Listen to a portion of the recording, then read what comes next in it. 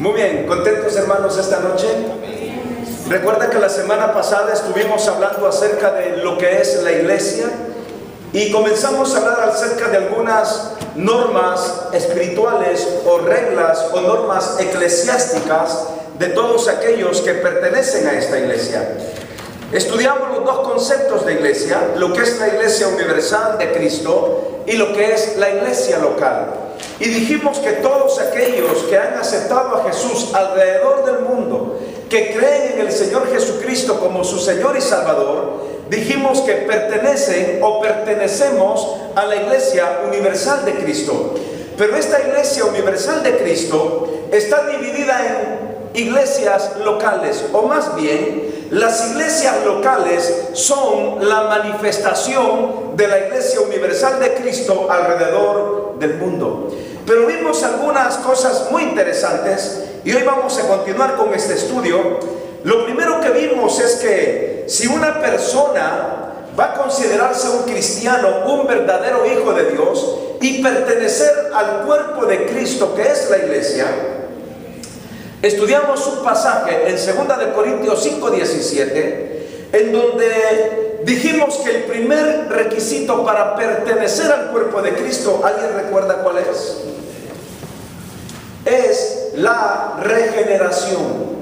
En otras palabras, la semana pasada hablamos de que para pertenecer a este cuerpo maravilloso del Señor Jesucristo, lo primero que tiene que hacer una persona es regenerar su vida delante de Dios, permitirle al Señor que entre en su vida y que le haga ¿qué? Una nueva criatura. Lo tenemos aquí al frente, bueno, no lo tenemos todavía, pero está en 2 de Corintios, ya lo tenemos, 2 de Corintios 5:17, ¿cómo dice ahí? De modo que si alguno está en Cristo, nueva criatura es. Las cosas viejas pasaron, he aquí todas son hechas nuevas. Este es el punto de partida para pertenecer al cuerpo de Cristo, que es la iglesia. Decíamos también que la iglesia no es una organización, no es un club social, no es un lugar de entretenimiento, no es un lugar para venir y platicar. La iglesia es este grupo de personas que la constituyen para adorar, servir, reverenciar, glorificar, comunicar el nombre de nuestro Señor y Salvador Jesucristo. Muy bien. Un segundo punto, como una norma espiritual de esta iglesia, que es la iglesia, el cuerpo de Cristo, lo encontramos en Hebreos capítulo 10, versículo 25. Hay un asunto bien interesante de lo que el autor nos dice en Hebreos 10, 25. Y note usted cómo dice ahí. Yo me lo puedo de memoria, pero sin duda usted lo quiere ver aquí al frente. Y dice la Biblia en Hebreos 10, 25, no dejando de congregarnos como algunos tienen por costumbre. Y vamos a detenernos aquí un poco porque una de las normas espirituales para pertenecer a este cuerpo, a este grupo de creyentes, se habla de que esta persona tiene que ser un creyente asiduo a los servicios de la vida comunal de la iglesia. Cuando hablamos de la vida comunal de la iglesia, estamos hablando de todas aquellas personas de cualquier comunidad que se reúnen en un lugar específico, como aquí en la Esperanza Viva, en la ciudad de Huescovina, y nos reunimos con varios propósitos. Piense usted, ¿para qué nos reunimos en la casa de Dios? Dijimos la semana pasada, este lugar no es la iglesia. ¿Quiénes son la iglesia? La iglesia somos nosotros. ¿Cómo se le llama a este edificio? A este edificio se le llama templo, se le llama la casa de Dios, se le llama también capilla. ¿Qué otro nombre le podemos poner? Sagrario, templo sagrario del Espíritu Santo. Sagrario no lo sé, pero... Sí, sagrado. Sí, pero eso es más católico. Pero es un lugar en donde nosotros venimos, ¿para qué? Para adorar y glorificar y exaltar el nombre de Dios. Entonces, a esto se le llama templo. ¿Y en dónde se reúne la iglesia? Se reúne en el templo, que es que la casa de Dios. Entonces, hermanos, El propósito de lo que dice Hebreos 10:25, ¿cuál es? No dejando de, ¿qué dice la Biblia? De congregarnos como algunos tienen por costumbre. Hay muchos pasajes en la Biblia que nos invitan, que nos incitan, que nos motivan a venir a la casa de Dios. ¿Puede usted recordar qué pasaje nos recuerda venir a la casa de Dios? Yo me alegré con los que me decían. Yo me alegré con los que me decían, a la casa de Jehová iremos. Hay varios, otro más. ¿Cómo? El Salmo 100. Cantad alegres a Dios, habitantes de toda la tierra. Servid a Dios con alegría. Entrad por sus puertas con acción de gracias. Y bueno, habla de venir a la casa de Dios. ¿Qué otro pasaje? Mejor es un día en la casa de Dios que Mejor es un día en la casa de Dios que 1000 fuera de ella. ¿Qué otro pasaje? ¿Alguien recuerda el Salmo 82, por ejemplo, o el 84? Cuán amables son tus moradas, oh Jehová de los ejércitos. Anhela mi alma y mi corazón estar en la casa, o en los atrios, o en la casa del Dios vivo.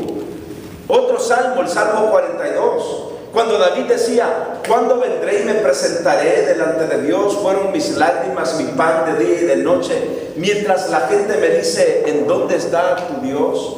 ¿Qué otro pasaje? ¿Se acuerda de Hechos capítulo 2? Y yo creo que este debe de ser tan motivador para nosotros. Y perseveraban en la doctrina de los apóstoles, y dice, y comían y partían el pan todos los días en el templo y en las casas. Vamos a poner este pasaje de Hechos 2, versículo 42, y vea usted cómo la iglesia era asidua a los cultos. En otras palabras, hermanos, estamos hablando de que una condición espiritual de una persona que ama al Señor debe de congregarse en la casa de Dios. Mire lo que dice aquí, Hechos capítulo 2, versículo 42. Vea conmigo, ¿qué dice la Biblia? Y perseveraban en la doctrina de los apóstoles, en la comunión unos con otros, en el partimiento del pan y en las oraciones. Detengámonos ahí.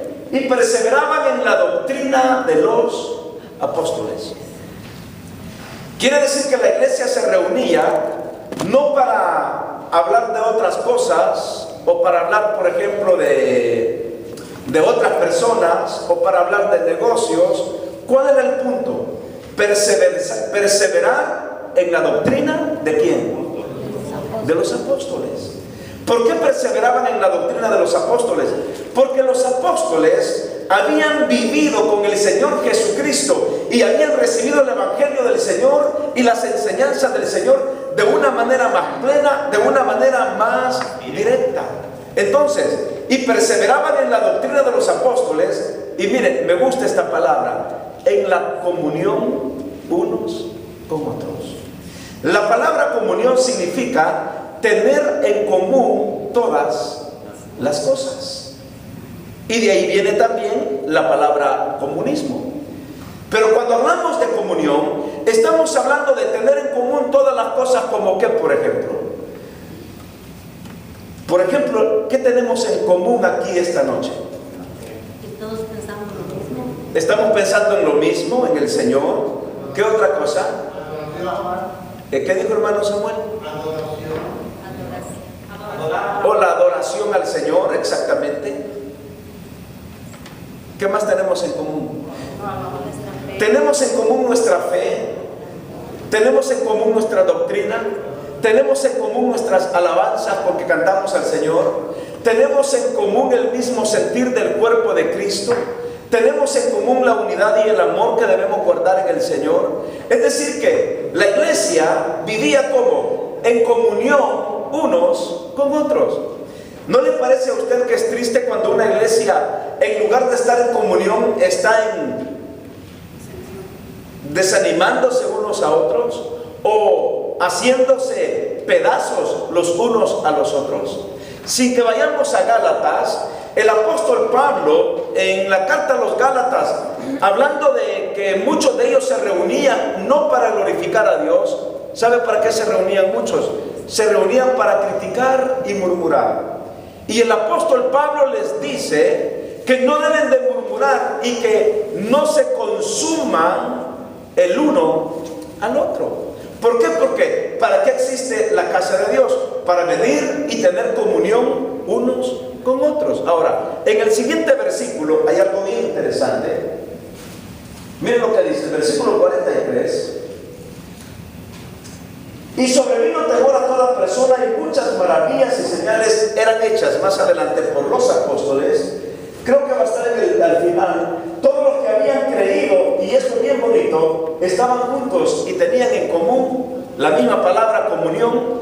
Hay una palabra griega para hablar de la comunión, y esta es la palabra koinonía. Esta palabra koinonía describe a un grupo de personas que se relacionan bajo la misma fe, bajo la misma enseñanza, bajo el mismo propósito, y personas que no se andan envidiando, personas que no se andan criticando. ¿Por qué? Porque la koinonía habla de tener comunión y armonía entre unos y otros. Yo pregunto esta noche, ¿cómo se rompe la koinonía? ¿Cómo se rompe la comunión? ¿Cómo se puede romper la armonía en el cuerpo de Cristo? Pensemos en algunos detalles. ¿Cómo se pierde? Con una crítica destructiva, con chismes, comentarios malos, con invenciones, porque los chismes son invenciones, calumnias, y Dios dice, no calumniarás, mentiras, ¿cómo? Egoísmos, celos, envidias, contiendas. Todo eso destruye la armonía. Las malas miradas, los malos comentarios, las groserías que uno pueda decirle a otra persona, los malos deseos y las malas intenciones que una persona pueda tener sobre otra persona. ¿Saben, hermanos? ¿Ustedes creen que solo en el mundo existen las envidias? No. Las envidias están en todos lados. Los malos comentarios están en todos lados. Las invenciones, murmuraciones y calumnias están también en todos lados. Pero ¿qué debemos hacer para mantener la koinonía, la comunión? Desechar todo este tipo de cosas de las que estamos hablando, porque en la iglesia tenemos que comunión unos con otros, no destrucción unos con otros. Imagínense si aquí en esta iglesia comenzáramos a decirnos cosas unos con otros, ¿cómo parecería este templo?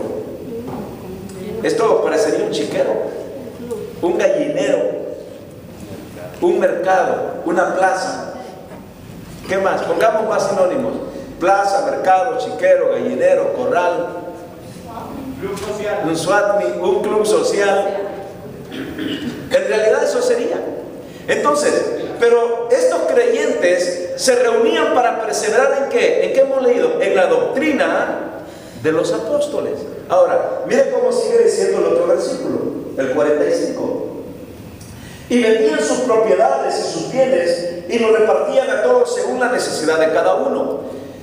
Esto, les voy a explicar esto. Hay una teología que se llama la teología de liberación. La teología de liberación nació hace muchos años con la idea de que las iglesias cristianas o católicas unieran, por ejemplo, sus esfuerzos para ayudar a los demás. Y tomaban como base Hechos capítulo 2, versículo 45, en donde dice que vendían sus propiedades y lo traían a los pies de los apóstoles y lo repartían según la necesidad de cada uno. Yo me pregunto, ¿podría funcionar ese sistema hoy aquí en nuestra iglesia? ¿Por qué no? ¿Por qué no puede funcionar? Por ejemplo, no me gusta entrar en política, pero la doctrina del comunismo con Carlos Marx y José Stalin, Mussolini y todos esos, por ejemplo, es una doctrina que avala este tipo de comunión, pero de comunismo, el tener todas las cosas, vender las propiedades y repartirlo a los pobres. El concepto es bíblico, la idea es buena, pero mi respuesta es esta: la comunión o la koinonía o el comunismo, si queremos llamarlo así, o la comunión que había en la iglesia cristiana, en la iglesia primitiva, no me malentiendan, si queremos verlo desde el punto de vista del comunismo, era un comunismo con Cristo.